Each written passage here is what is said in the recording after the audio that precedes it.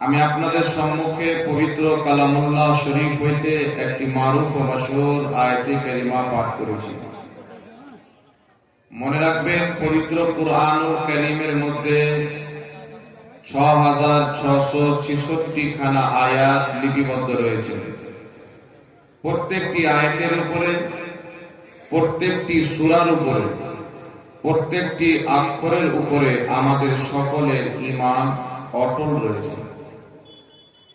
আল্লাহ পাক বলেন, কুল হাল ইয়াস্তাবিল্লাযীনা ইয়ালামুনা ওয়াল্লাযীনা লা ইয়ালামুন। আল্লাহ বলেন, হে নবী আপনি বলুন, যারা জানে এবং যারা জানে না দুইজন কি সমান, দুইজন কি বরাবর? ইমাম জালালউদ্দিন সিয়ুতী রাহমাতুল্লাহ আলাইহি তাফসীরে জালালাইনের মধ্যে বলছেন, লা ইয়াস্তাবি, যারা জানে এবং যারা জানে না দুইজন কোনদিন বরাবর হতে পারে না, সমান হতে পারে না। আল্লাহ তাবারক ওয়া তাআলা এই পবিত্র আয়াত দিয়ে, এই আয়াতের মাধ্যমে ইলমওয়ালাদেরকে এবং যিনারা ইলমওয়ালা নাই তাদের মধ্যে তফাৎ জানিয়েছেন। আর মহান রব্বুল আলামিন এটা জানিয়েছে যে পৃথিবীতে যারা যত বেশি ইলম অর্জন করবে তারা তত বেশি আল্লাহর মারিফতকে চিনতে পারবে। ইলম এমন একটি জিনিস যে অন্ধকার মানুষের অন্তরে যদি চলে আসে, সেই মানুষের অন্তরকে উজালা করে দেয়। আর যদি কোনো জঙ্গলে বসবাস করনেওয়ালা ব্যক্তি আলিম হয়ে যায়, তার মাধ্যমে তার আলোতে হাজারো এলাকাকে আল্লাহ পাক ঈমানের আলো দিয়ে আলোকিত করে দেন। বিরাদর ইসলাম, আজকে এখানে স্টেজে উলামায়ে কেরাম দেখছেন। আমাদের বাড়ি, আমার বাড়ি যাবেন তো গ্রামগঞ্জের দিহাত এলাকাতে আমার বাড়ি। তবে আমি যে ইলমটা শিখেছি পুরো বাঙালি, আসামে, কুচবিহারে আমরা যাই, ইলমের প্রচার করি, দ্বীনের প্রচার করি, দ্বীনের খিদমত করি। তো ইলম এমন একটি জিনিস যে একজন ব্যক্তি যদি ইলমকে অর্জন করে তো শুধু ওই জ্ঞান, ওই ইলম তিনার পর্যন্ত সীমাবদ্ধ থাকে না। তার মাধ্যমে আল্লাহ তাবারক ওয়া তাআলা কয়েকটি এলাকাকে, কয়েকটি জেলাকে, কয়েকটি দেশ পর্যন্ত আল্লাহ তাবারক ওয়া তাআলা আলোকিত করে দেয় ঈমানের নূর দিয়ে। জোরে বল সুবহানাল্লাহ। তো ইলম শিখা হচ্ছে মুসলমানদের উপরে ফরজ। তালাবুল ইলমি ফরিদাতুন আলা কুল্লি মুসলিমিন ওয়াল মুসলিমা। ইলমে দ্বীন শিক্ষা করা প্রত্যেক নর এবং নারী, মহিলা এবং পুরুষ উভয়ের উপরে আল্লাহ তাবারক ওয়া তাআলা ফরজ করেছেন। আপনাকে ইলম শিখতেই হবে। ইসলাম মানা করেন না যে আপনি ডক্টর হয়েন না, আপনি ইঞ্জিনিয়ার হয়েন না, আপনি মাস্টার হয়েন না। ইঞ্জিনিয়ারও হতে হবে, ডক্টরও হতে হবে, মাস্টারও হতে হবে। তবে আপনি যতই বড় ইঞ্জিনিয়ার হন, যতই বড় ডক্টর হন, কমপক্ষে এতটুকু ইলম কুরআন এবং হাদিসের আপনার জন্য শিক্ষা ফরজ রয়েছে, যাতে করে আপনি হালাল এবং হারামকে বেছে চলতে পারেন এবং নিজের আকীদার হেফাজত করতে পারেন। বিরাদর ইসলাম, যেই ব্যক্তির কাছে ইলম নাই সেই ব্যক্তির জীবনটা হচ্ছে অন্ধকারের মতো, আর যার কাছে ইলম রয়েছে সে হচ্ছে লাইটের মতো। আজ আমরা যে মাহফিলে বসে আছি, এই মাহফিলটা হচ্ছে ইলমের মাহফিল।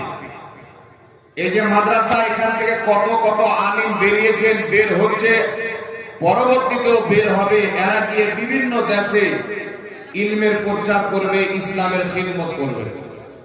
তো বিরাদর ইসলাম, আমার বলার উদ্দেশ্য হচ্ছে যে ইলমে দ্বীন শিখা আমাদের উপরে আল্লাহ তাবারক ওয়া তাআলা ফরজ করেছেন। আমরা নিজেও ইলমে দ্বীন শিখব এবং আমাদের আলো আওলাদকেও ইলমে দ্বীন শিখাবো। যদি আপনাকে এক টাইমের খাবার কম খেতে হয়, আপনাকে লেবাস কম পড়তে হয়। আমরা দেখেছি এমন একটা জামানা ছিল, আমার মাকে দেখেছি, আমার বাবাকে দেখেছি, তারা দুটি জামাতে কাপড়ে সারা বছর কাটিয়ে দিয়েছে। আমরা তো মহিনাতে জামা পরিবর্তন করি, দিনে দিনে জামা পরিবর্তন করি, কিন্তু যখন আমাদের পিতা মাতা দুটি মাত্র কাপড়ে বছর কাটিয়ে দিয়েছেন, 3 বছর কাটিয়ে দিয়েছেন, তখনও সংসার চলেছে, এখনো সংসার চলছে। তবে আমাদেরকে এক টাইমের খাবার যদি কম খেতে হয়, খেতে হবে, জামা যদি কম পড়তে হয়, পড়তে হবে। তবে আমাদের ছেলেকে, আমাদের মেয়েকে ধর্মীয় জ্ঞানও শিক্ষিত করতে হবে এবং দুনিয়াবি জ্ঞান দিয়েও শিক্ষিত করতে হবে। দুটোই জ্ঞান আমাদের সন্তানকে দিতে হবে। আর শিক্ষা হচ্ছে জাতির মেরুদণ্ড। এই শিক্ষা না থাকার কারণে আমরা মুসলিম সমাজ পিছিয়ে যাচ্ছি। বাবা, একটা কথা মনে রাখবেন, আল্লাহ তাবারাক ওয়া তাআলা পবিত্র কুরআন পাকের মধ্যে 6666 খানা আয়াত, লা ইলাহা ইল্লাল্লাহ কুরআন পাকের আয়াত, মুহাম্মাদুর রাসূলুল্লাহ কুরআন পাকের আয়াত, আলহামদুলিল্লাহি রাব্বিল আলামিন কুরআন পাকের আয়াত, বিসমিল্লাহির রহমানির রহিম এটাও কুরআন পাকের মধ্যে আয়াত রয়েছে। তো অনেক আয়াত আছে। তবে আল্লাহ তাবারাক ওয়া তাআলা সর্বপ্রথম আমার আপনার নবীর বয়স যখন 40 বছর হয়ে যায়, গারে হিরাতে রাসূলে পাক আছে, আল্লাহ পাক ওহীর সিলসিলা প্রথম যখন ওহী অবতীর্ণ করবে, তো বিসমিল্লাহির রহমানির রহিম নয়, আলহামদুলিল্লাহি রাব্বিল আলামিন নয়, মালিকি ইয়াউমিদ্দিন নয়। আল্লাহ তাবারাক ওয়া তাআলা সর্বপ্রথম যে আয়াত দিয়ে ওহী নাযিল করেছিলেন, ওটা হচ্ছে ইকরা। ইকরা, হে আমার নবী, আপনি পড়ুন, আপনি পড়ুন। আমার আপনার নবী সাল্লাল্লাহু আলাইহি সাল্লাম আল্লাহ পাকের ধ্যানে মশগুল ছিলেন। মাইক মালকুম দিয়ে আছে, মাইক মান আওয়াজটা একটু চেঁচাচ্ছে, ঠিক করতে হবে। মাইক মান যেখানে আছে না বৃষ্টি যেতে হবে। আল্লাহ তাবারাক ওয়া তাআলা প্রথম ওহী নাযিল করলেন, ইকরা, মাহবুব আপনি পড়ুন। আমার আপনার নবী সাল্লাল্লাহু আলাইহি সাল্লাম বলেছিলেন, মা আনা বিকারি, আমি এখন পড়নেওয়ালা নই, আমি এখন পড়ব না। রাসূল করিম সাল্লাল্লাহু আলাইহি ওয়াসাল্লামের ব্যাপারে এই আয়াত যখন অবতীর্ণ হলো, সর্বপ্রথম এই আয়াত অবতীর্ণ হওয়ার কারণ কি? আল্লাহ তাবারাক ওয়া তাআলা প্রথমে অন্য অন্য আয়াতকে অবতীর্ণ না করে আল্লাহ অবতীর্ণ করলেন ইকরা, পড়ুন। মাহবুব তুমি পড়ো। কেন এই আয়াত অবতীর্ণ করলেন? আজকে বিশ্বের সমস্ত ধর্মের লোক, ইহুদি হোক, নাসারা হোক, খ্রিস্টান হোক, তারা নিজের জাতিকে শিক্ষার দিকে এগিয়ে নিয়ে গেছে, তারা নিজের জাতিকে পড়াশোনার দিকে এগিয়ে নিয়ে গেছে, তারা নিজের ছেলে মেয়েকে শিক্ষা দিয়েছে। কোথায় থেকে পেল? তারা আল্লাহর কোরআনের তারিখকে যখন পড়েছে, যে মুহাম্মদ সাল্লাল্লাহু আলাইহি সাল্লামের প্রতি আল্লাহ যে কিতাব অবতীর্ণ করেছেন, ওই কিতাবের প্রথম সূরা হচ্ছে ইকরা, পড়ো। তারা জেনে গেছে যে এই দুনিয়াতে যদি কামিয়াব হতে হয়, এই দুনিয়াতে যদি রাজ করতে হয়, তাহলে শিক্ষা অর্জন করতে হবে, পড়াশোনা করতে হবে। যদি বলেন সুবহানাল্লাহ। আপনি যদি পড়াশোনা করেন, আপনার সামনে কোন ব্যক্তি কোন হালাল জিনিসকে হারাম করতে পারেন না, একদম চেঁচাচ্ছে। আপনি যদি শিক্ষা অর্জন করেন, আপনার মধ্যে কেউ ভুল আকীদা ধরতে পারবে না। আপনার কাছে যখন ইলম থাকবে, আপনার মধ্যে কেউ নোংরা আকীদা ধরতে পারবে না, ভুল জিনিস ধরতে পারবে না, হালালকে হারাম, হারামকে হালাল বলতে পারবে না। তাই আল্লাহ তাবারাক ওয়া তাআলা আপনার জন্য মুফতি হওয়া ফরজ করেননি, ফাজিল হওয়া ফরজ করেননি। আপনার জন্য আল্লাহ তাবারাক ওয়া তাআলা এতটুকু শিক্ষা অর্জন করা ফরজ করেছেন, যাতে আপনি হালাল এবং হারামকে বেছে চলতে পারেন এবং আপনি আকীদাটা হেফাজত করতে পারেন, আকীদাকে বাঁচিয়ে রাখতে পারেন। কারণ ইসলামের মূল ভিত হচ্ছে আকীদার উপরে, ঈমান নির্ভর করে আকীদার উপরে। আকীদা যদি ঠিক থাকে, আপনার ঈমান ঠিক থাকবে। আর ঈমান যদি ঠিক থাকে, ঈমান নিয়ে যদি কবরে যেতে পারেন, এক না একদিন আপনি জান্নাতে যাবেন। আর ঈমান যদি শেষ হয়ে যায়, নামাজ রোজা যতই থাকুক, জান্নাত কিন্তু আপনি কোনোদিন যাবেন না। বিরাদর ইসলাম, মনে রাখবেন, রাসূল কায়নাত সাল্লাল্লাহু আলাইহি ওয়াসাল্লাম বলেছেন ইলমে দ্বীন শিক্ষা করা ফরজ। ইমাম ফখরুদ্দিন রাজি রাহমাতুল্লাহ আলাইহি তাফসীরে কবিরের মধ্যে লিখতেছেন একটি হাদিস, রাসূল করিম বলেছেন যখন কোন ব্যক্তি ইলমে দ্বীন শিক্ষা করার নিয়ত করে, ইরাদা করে, আল্লাহ তাবারক ওয়া তাআলা নিয়ত করার সাথে সাথে তার উপরে রহমতের ফেরেশতা নিক্ষেপ করে দেয়। ওই ব্যক্তি যখন শিখব বলে বাড়ি থেকে বের হয়, আল্লাহ তাবারক ওয়া তাআলার ফেরেশতা জিবরিল আলাইহিস সালাম তার কদম তলে জান্নাতি পর বিছিয়ে দেয়। কি বিছিয়ে দেয়? নিজের পাখা বিছিয়ে দেয়, পরকে বিছিয়ে দেয়। আর রাস্তায় যেতে যেতে, তার বাড়ি হচ্ছে মালদা, ইলমে দ্বীন শিখতে আসলে আপনাদের আলীনগর, রাস্তায় আসতেছে, রাস্তায় আস্তে আস্তে মিডিল রাস্তাতে কোথাও মারা গেল, ইন্তিকাল করলো, রাসূল পাক বলেন আল্লাহ তাকে শহীদের মর্যাদা দান করবে। আল্লাহ তাকে শহীদের মর্যাদা দান করবে। কেন? ওই ব্যক্তি দুনিয়া তালাশ করতে নয়, দুনিয়া অর্জন করতে নয়, আল্লাহ আল্লাহ রাসূলের দেওয়া ইলম অর্জন করতে যাচ্ছিল। জোরে বলেন সুবহানাল্লাহ। সেই ব্যক্তি যখন মারা যায়, আল্লাহ শহীদের দরজা দান করে, মর্যাদা দান করে। যখন তাকে দাফন করা হয়, একটি কবরস্থানে দাফন করা হলো, সেই কবরস্থানে ওর ডান দিকের 40টি কবর, বাম দিকের 40টি কবরে যদি কোনো আযাব হয়, ওই ব্যক্তির কবর হওয়ার বরকতে আল্লাহ পাক ডান এবং বাম দিকের 40টি কবরের আযাবকে বন্ধ করে দেয়। জোরে বলেন সুবহানাল্লাহ। কার জন্য বন্ধ করে?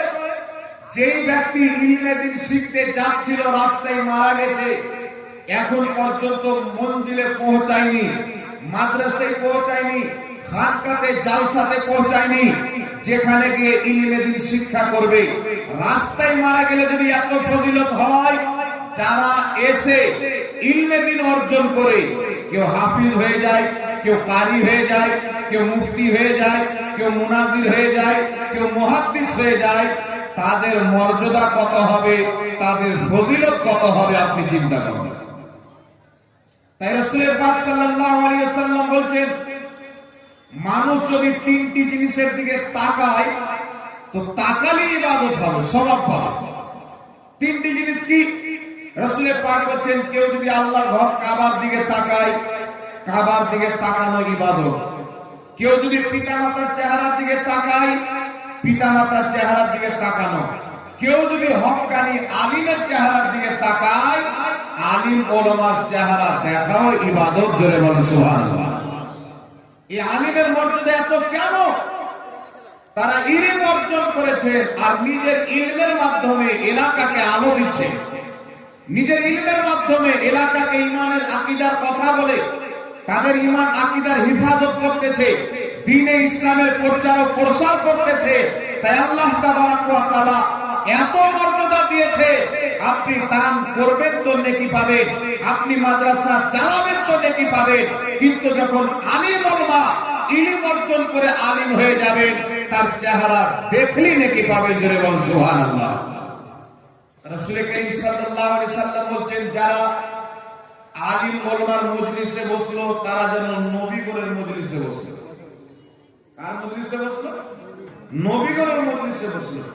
রাসূল কায়নাত সাল্লাল্লাহু তাআলা আলাইহি ওয়া আলিহি ওয়াসাল্লাম বলেন, আলিম ওলামার মজলিসে বসা মানে নবীগণের মজলিসে বসা।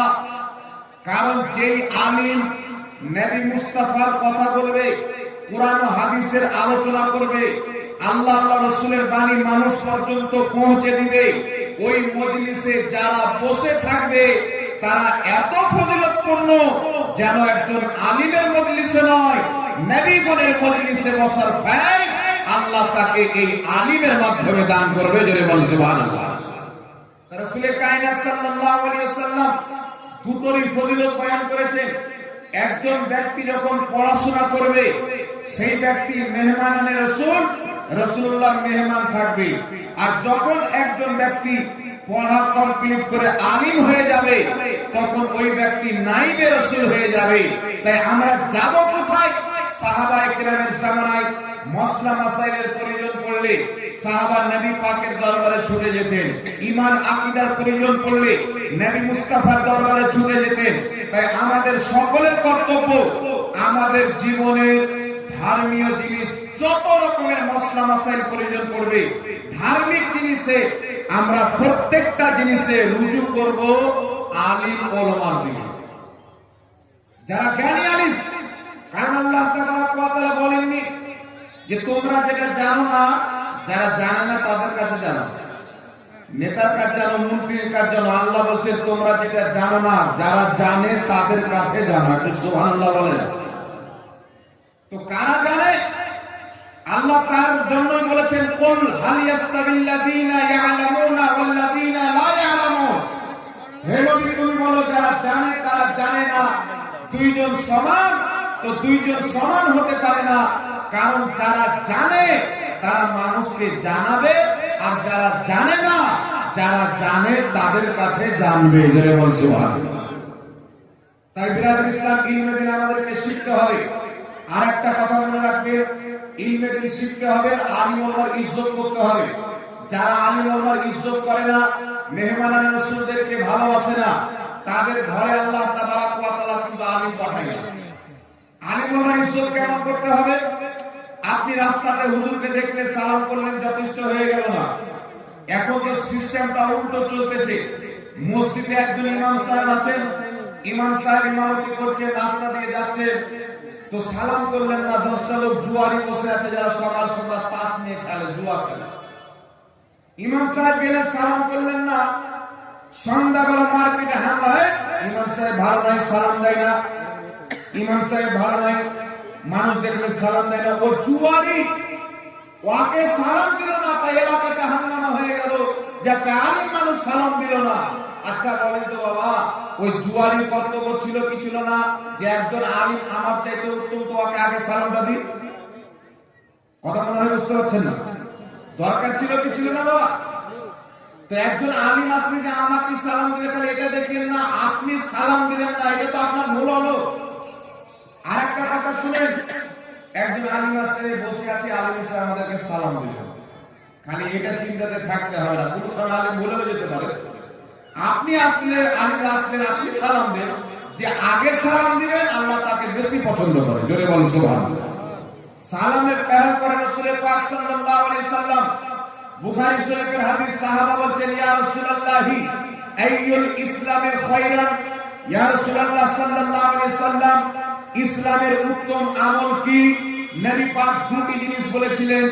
একটি বলেছিলেন তুতিউত তাআম, ইসলামের উত্তম আমল হলো মানুষকে খাওয়া দাওয়া করানো, মানুষের সম্মান খাওয়া দাওয়ার মাধ্যমে করা। ওয়া তাকরাউস সালাম, আর ইসলামের আরেকটি উত্তম আমল হলো মানুষকে সালাম দেওয়া। জোরে বলুন সুবহানাল্লাহ। আজকে আমরা দেখছি বিহারের সামনে দেখা হলো, বিহাই বলতে বিহাই ভালো আছেন? মাস্টার সাহেবের সঙ্গে দেখা, স্যার ভালো আছেন? ছাত্রের সঙ্গে দেখা, বাবু ভালো আছো? পিতার সঙ্গে দেখা, আব্বা ভালো আছে?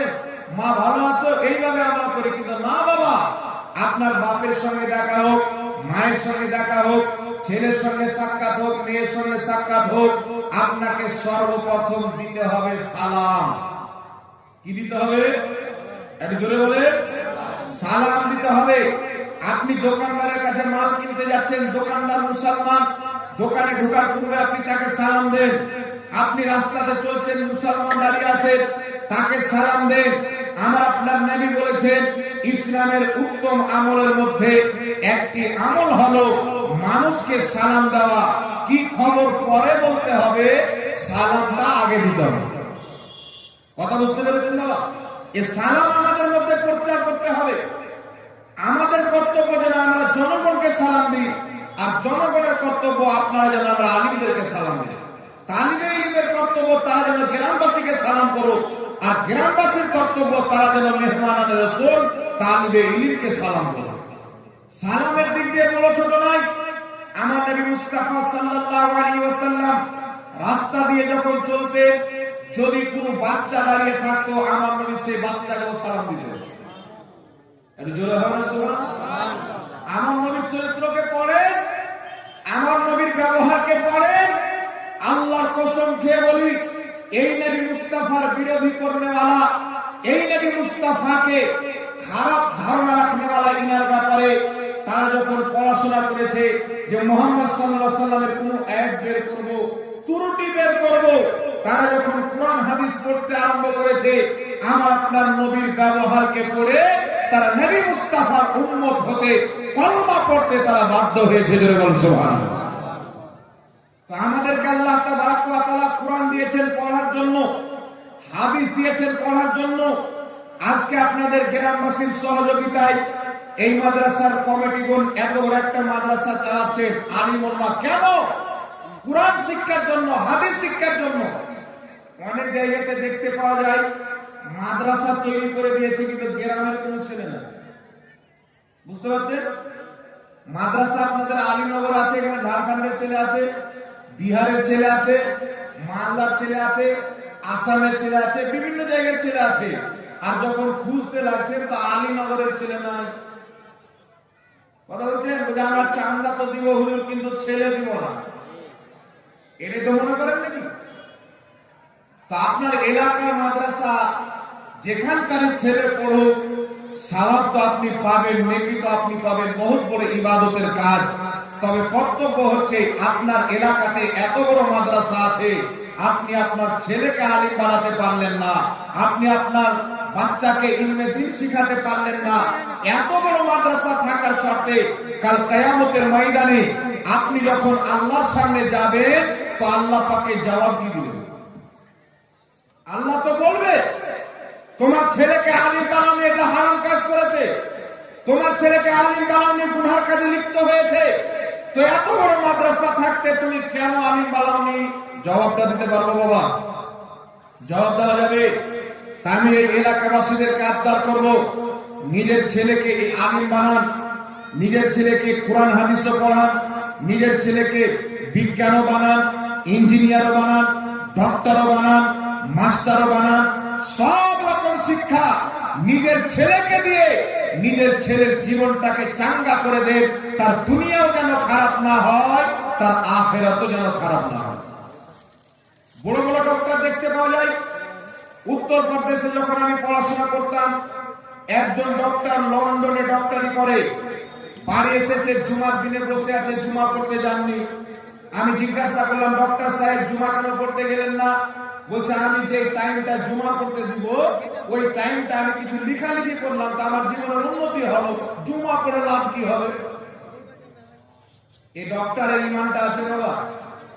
বহরমপুরে একটা মুসলিম ডক্টর আছে, সেই ডক্টরের কাছে গেলে বলবে আমাদের মুসলিম সমাজ কেন পিছাবে না? মানুষ পড়াশোনাতে টাইম কাটায়, আর আমাদের মুসলিম সমাজ যে 5 ওয়াক্তের নামাজের মসজিদে টাইম দেয়, ওই টাইমটা যদি মসজিদে না দিয়ে কোনো কর্ম করে, তাহলে তার উন্নতি হবে। ডক্টরের নামটা বলছি না, নামটা এখন টানাটান মনে করবে যে আর মতন পাক্কা মুসলমান কেউ নাই। কিন্তু শুধু তার পিতামাতা ডক্টর বানিয়ে দিয়েছে, ধর্মের কোনো জ্ঞান দেয়নি। শুধু তার পিতামাতা ইঞ্জিনিয়ার বানিয়ে দিয়েছে, ধর্মের কোনো জ্ঞান দেয়নি। আমার বক্তব্য হচ্ছে আপনার ছেলেকে আপনি ইঞ্জিনিয়ার বানান, আলহামদুলিল্লাহ। আমরা আলিমুল্লাহ দোয়া করি আল্লাহ পাক যেন আমাদের মুসলিম সমাজের প্রত্যেকটা বাচ্চাকে ইঞ্জিনিয়ার বানিয়ে দেন। আমরা আলিমুল্লাহ দোয়া করি যেন আল্লাহ পাক আমাদের মুসলিম সমাজের প্রত্যেকটা ছেলে মেয়েকে বিজ্ঞান বানিয়ে দেয়, মাস্টার বানিয়ে দেয়, ডক্টর বানিয়ে দেয়, ইঞ্জিনিয়ার বানিয়ে দেয়। আর এটা আপনাদের সামনে নয়, আমরা যখন নামাজ পড়ার পরে দোয়া করি, আমরা জাতির জন্য দোয়া করি, জাতিকে যেন আল্লাহ পাক ভালো শিক্ষা দান করে। কিন্তু বিরাদর ইসলাম আমরা এটাও দোয়া করি যেন তাদের ঈমান আকীদার হিফাজত আল্লাহ করে। কথা বুঝতে পারছেন কি বলেন না বাবা? এত বড় ডক্টর বানিয়ে দিলেন, তার কাছে নামাজের কোনো গুরুত্ব নাই। শরীয়ত বলছেন নামাজকে কেউ যদি হালকা মনে করে, ওই ব্যক্তি কাফির হয়ে যাবে। আপনাদের এলাকা আলহামদুলিল্লাহ যে মালদা জেলা, খাস করে এই মালদা জেলার মাটিতে বড় বড় মাদ্রাসা রয়েছে। আপনাদের আলীনগর মাদ্রাসা, আরো আশপাশে বড় বড় মাদ্রাসা রয়েছে। বাবা, ইলমে শিক্ষা করার অর্থ কি? মাদ্রাসা তৈরি করার অর্থ কি? মাদ্রাসা তৈরি হয়েছে, এই মাদ্রাসায় ছেলে মেয়ে আপনার কোরআন হাদিস পড়ে আলিম আলেমা হবে, ইলমে দ্বীন শিক্ষা করবে। তারা ইলমে দ্বীন শিক্ষা করে জনগণকে আল্লাহর ভয় দেখাবে, জনগণকে ঈমান আকীদার কথা বলবে, যেন আমাদের সমাজ থেকে ইসলাম বিরোধী কর্মগুলো উঠে যায়, যেন আমাদের সমাজ থেকে হারাম কর্ম উঠে ইসলামের ছায়া যেন চলে আসে, ইসলামের নূর যেন চলে আসে, আর প্রত্যেকটা মুসলমানের মধ্যে ইসলামের আলো জ্বলে, নবীর সুন্নাত যেন দেখতে পাওয়া যায়। জোরে বল সুবহানাল্লাহ। এর জন্য তো আমরা মাদ্রাসা চালাই। একই জন্য মাদ্রাসা চালার কথা বলেন, ইলমে দ্বীনের জন্য, আল্লাহর বার্তা যেন শিখে, নবী মুস্তাফার বার্তা যেন শিখে, তার জন্য না। হালাল হারাম এখানে জেনে মানুষকে যেন হারাম থেকে বাঁচাতে পারে, আর হালাল জিনিসের দিকে মানুষকে যেন তারগিব দিতে পারে, এটার জন্য তো মাদ্রাসা খোলা। আর আপনার এলাকাতে মাদ্রাসা আছে, গ্রামের ছেলের বিয়ে দিচ্ছে, আর ছেলের বিয়েতে দেখতে পাওয়া যায় মাও নাচছে, শাশুড়িও নাচছে। এরকম আছে না নাই? মাও নাচছে, শাশুড়িও নাচছে, স্ত্রীও নাচছে। এ মুসলমান লজ্জা শরম নিজের বিক্রি করে খেয়ে ফেলেছে। এত বেপরতা আমাদের সমাজের মধ্যে কেন? শিক্ষার অভাব রয়েছে, বিদ্যার অভাব রয়েছে। আমরা যে রাসূলের চরিত্রকে পড়ে, একজন সাধারণ ব্যক্তি যে রাসূলের চরিত্রকে পড়ে, রাসূলের চরিত্রের উপরে আমল করে, একজন সাধারণ ব্যক্তি কত দূর পর্যন্ত যেতে পারে আপনি আর অনুভব করতে পারেন না। চিন্তা করেন, যখন বেলালে হাবশী রাদিয়াল্লাহু তাআলা আনহুকে কেউ চিনত না, একটি বাড়ির তিনি চাকর ছিলেন, গোলাম ছিলেন, তিনি যখন নবীর জীবনকে আপন করে নিলেন, আল্লাহু আকবার কবীরা, তিনার ইন্তিকাল করা 1450 বছর হয়ে গেল। সারা পৃথিবীর মাটিতে বিলালের নাম আছে না নাই? এই ধরে বলেন আছে না নাই? সারা পৃথিবীর মাটিতে আবু বকর সিদ্দিকের নাম আছে না নাই? গৌসে আজমের নাম আছে না নাই? ইমামে আযম আবু হানিফার নাম আছে না নাই? আমার আপনার নবী সাল্লাল্লাহু আলাইহি সাল্লামের জীবন এমন একটি আমাদের জন্য নমুনা, যারা রাসূলের আদর্শকে নিজের আদর্শ করতে পারবে।